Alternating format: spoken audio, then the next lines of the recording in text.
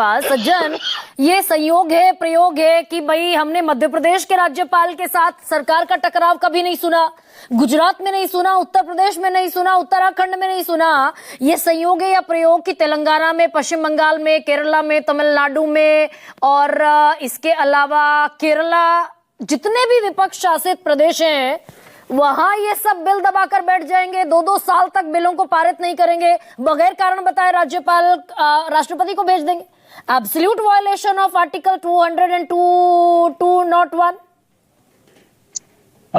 देखिए गरिमा जी, गवर्नर का जो पोस्ट है वो तो 1959 में जब केरला की पहली चुनी हुई कम्युनिस्ट सरकार को डिसमिस किया गया उस समय से पॉलिटिसाइज्ड है। मैं फिर रमेश भंडारी का नाम भी लेती, जरूर लेती, आप नहीं भी कहते तो मैं 1998 रमेश भंडारी पर भी जाती, 1995 2005 बूटा सिंह पर भी जाती। तो मेरे कहने का मतलब है कि ये कोई अप्रत्याशित परिपाटी नहीं है, इसका एक इतिहास रहा है, सरकारिया कमीशन आई।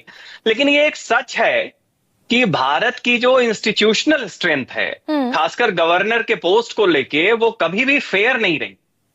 वो हमेशा जो केंद्र में सत्तारूढ़ पार्टी रही उसके द्वारा कहीं ना कहीं विपक्ष की सरकारों को उससे ये किया गया कि उसको मैनिपुलेट किया गया, परेशान किया गया, और ये चीज कंटिन्यू चल रही है। तो पहली बात तो ये। दूसरी बात, से पहले जो चल रहा था अनकॉन्स्टिट्यूशनल, वही 2014 के बाद भी कंटिन्यू है।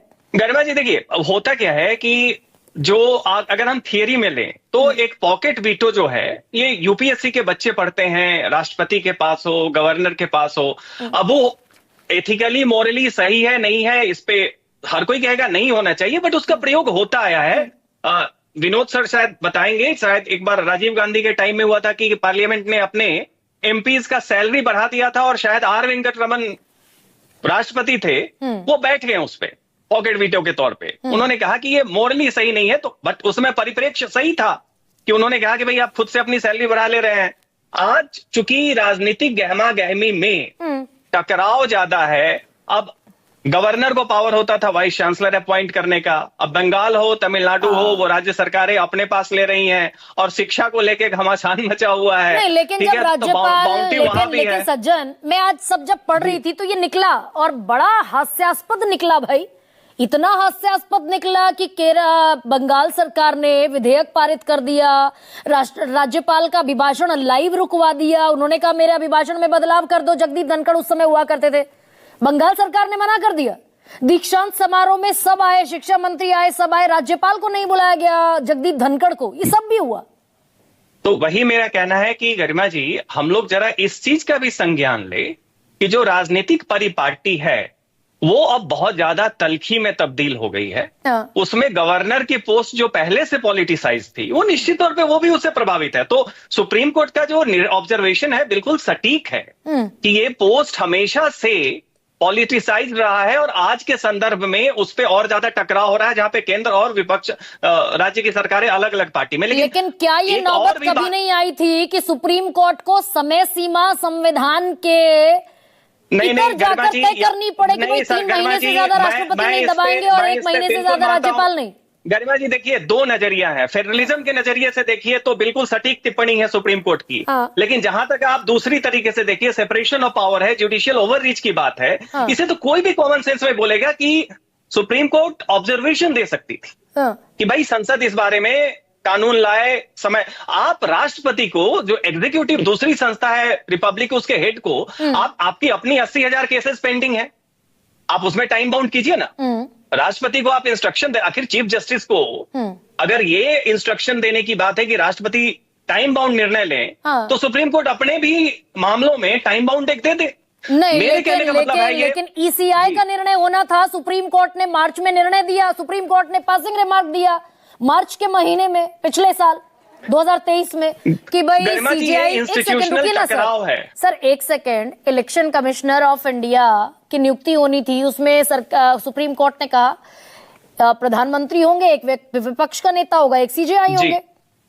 सरकार ने अपनी सहूलियत से, सुप्रीम कोर्ट ने कोई निर्णय नहीं दिया था कि कानून बनाइए, जब तक कानून नहीं बन जाता तब तक ये व्यवस्था प्रभावी रहेगी। सरकार को फायदा दिखा, सरकार ने कानून बना दिया, हटा दिया सीजीआई को। इसमें यही पेच है क्या कि कानून बना देंगे तो जिस राज्यपाल को रबर स्टैंप के तौर पर बैठाया है वो क्या करने की स्थिति में रह जाएगा? गर्मा जी एक बात बताएं, यहाँ पे सब लोग हैं, वरिष्ठ लोग हैं, हम लोग ये क्यों प्रिटेंड कर रहे हैं कि पॉलिटिकल कॉन्टेक्स्ट पॉलिसी का या एक्ट का नहीं होता है? कब ये नहीं था? एक पॉलिटिकल कंसिडरेशन कब नहीं था? हमारी बात यह है कि अनप्रेसिडेंटेड इसमें क्या है? आप कहेंगे कि टकराव बढ़ गया है, तो टकराव विपक्षी दलों का भी। अब आप देखिए, पहले क्या होता था कि सुंदर सिंह भंडारी जब लालू जी के समय में राज्यपाल बिहार के थे, उस टाइम में भी बड़ी अभद्र टिप्पणी हुई थी, लेकिन फिर भी एक परिपाटी थी। क्या है अनप्रेसिडेंट? ये है क्या सज्जन? और क्या इसको मानना चाहिए कि संविधान से इतर जाकर सुप्रीम कोर्ट ने अगर राज्यपाल और राष्ट्रपति के लिए समय सीमा तय कर दी, it is obviously unprecedented.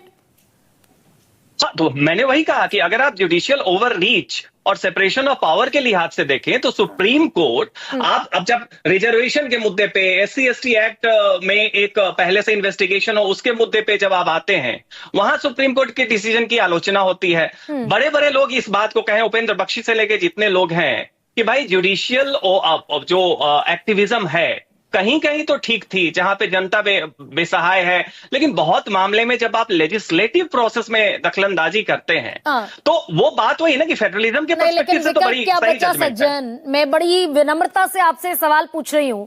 Supreme court ने 1.5 साल पहले BL पुरोहित को कहा आप आग से खेल रहे हैं। केरल सरकार का मामला तकरीबन 1.5 साल से चल रहा था।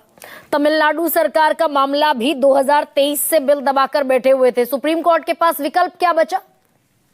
विकल्प ये है गरिमा जी कि गवर्नर का पोस्ट जो है वो प्लेजर ऑफ द प्रेसिडेंट में जिस तरीके से है, उस पोस्ट की टेन्योर की एक सिक्योरिटी होनी चाहिए, ताकि किसी की सरकार हो, और ये केवल बीजेपी की समस्या नहीं है, ये इंस्टीट्यूशनल प्रॉब्लम है। आप गवर्नर तो हमेशा पॉलिटिकल एफिलिएशन से अपॉइंट होते थे या वरिष्ठ ब्यूरोक्रेट होते थे रिटायरमेंट के बाद, लेकिन जब तक आप, चाहे वो EC की बात हो, चाहे वो गवर्नर की बात हो, आप उसे जब तक थोड़ी ऑटोनॉमी नहीं देंगे, जब तक टेन्योर की सिक्योरिटी नहीं देंगे, तब तक ये इस चीज को अनप्रेसिडेंटेड ये मानना कि 2014 के बाद कुछ बहुत ही अप्रत्याशित हुआ है, मतलब मैं इस बात से सहमत नहीं हूं। सज्जन, आप ये कह रहे हैं कि पद की निश्चितता, मतलब मैं नौकरी कर रही हूँ News 24 में, तो News 24 मुझे जब तक ये नहीं कहेगा कि आप 5 साल के लिए सबसे बड़ा सवाल करेंगी, तब तक मुझे करप्शन करने का अधिकार है, आप ये कह रहे हैं सज्जन? बिल्कुल नहीं है, बिल्कुल नहीं। हमारे कहने का मतलब है कि आप गवर्नर को, जब आप ये कह रही हैं, जो आज से, मैंने कहा 1959 से ये तो गवर्नर के पोस्ट का मिसयूज हो रहा है। नेहरू जी के टाइम में इंदिरा जी कांग्रेस की अध्यक्ष थी, सारा पॉलिटिकल कंसिडरेशन थे, पहली चुनी हुई कम्युनिस्ट सरकार ES नमोद्रीपाद की डिसमिस की गई थी, और उस समय से लेके ये तमाम बातें हुई हैं। सवाल ये उठता है कि गवर्नर के पोस्ट में ऐसा कुछ भी नया अप्रत्याशित नहीं हुआ। हाँ, आप कह रही कि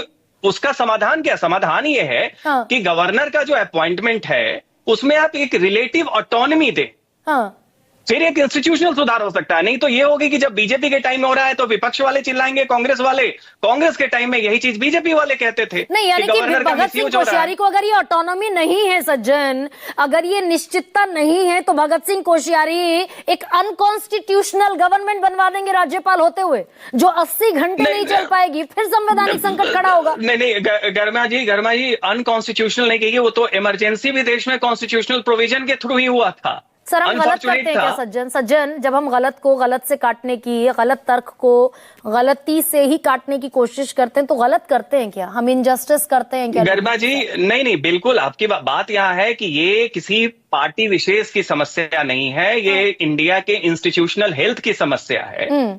और इस पे जब तक अगर आप इसका सॉल्यूशन चाहती हैं, तो वो तो सीधी सी बात है कि जितनी भी इस तरह की पद हैं, जिनका एक चूंकि देश में बाल्कनाइजेशन की समस्या रही है, DMK का इतिहास है कि वो एक सेसेशनिस्ट पार्टी थी। अन्नादुराई तो 62 के बाद जब चुनाव लड़ने पे बैन लगने वाला था, चूंकि वो अलगाववाद की बात कर रहे थे, द्रविड़ लैंड की, तब उन्होंने इंडियन कॉन्स्टिट्यूशन और इंटीग्रिटी को एक्सेप्ट किया। इस तरह में गवर्नर का एक नहीं, फिर वो RSS पर जाएगा, और कब संघ ने एक्सेप्ट किया उस पर चली